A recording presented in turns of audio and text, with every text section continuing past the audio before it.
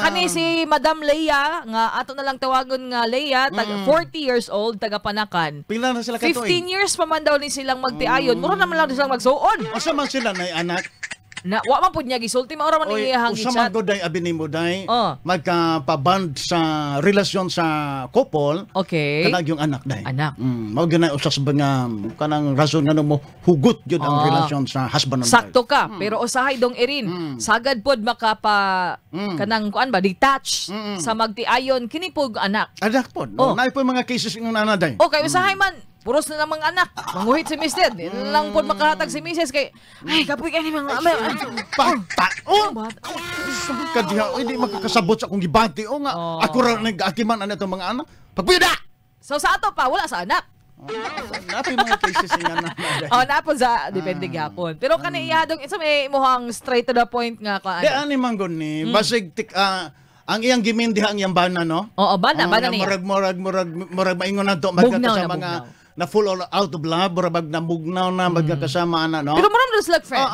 Mau gani day. Oh. Basig ituyo po nas bana ba? Ha? Kay abi ni mo ding kami mga bana day. We have kana full of talents mangod ka. Siguro. Mga strategies ba? Oo. Abi ni mo mga statistics ako may mga Strategists. Mga tacticians Strategist. Oo.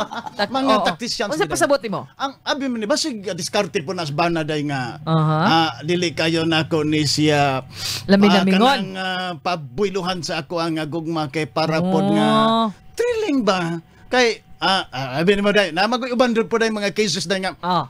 Di po bang mga asawa ba? Maabuso man gud day.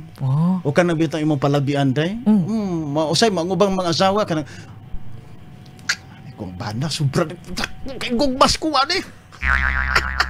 Kuan! In love kayo. In love kayo ni. Usay ang ubang mga asawa mawad ang respeto sa mga bana kay. Wa mo so bitaw. Mga pagsungay para nga iyang nga matugkad gyud ug unsa gyud ang feeling sa iyang nga bana day. Okay. Though wala man pud niya giingon diri dong irin sa iyang chat nga nagduda siyang may lain, wala man sa. Pero basig ning grow cold lang kay busy siguro pod si Mister.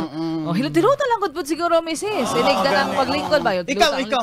That's your kuan. Mao na na imong misis. Imo na nang 40 na nimo. Kung unsaon nimo nga keep the fire burning. So ikaw ang reach out. Yes. Di ba sa basta? Imo na karon nga yes, obligasyon.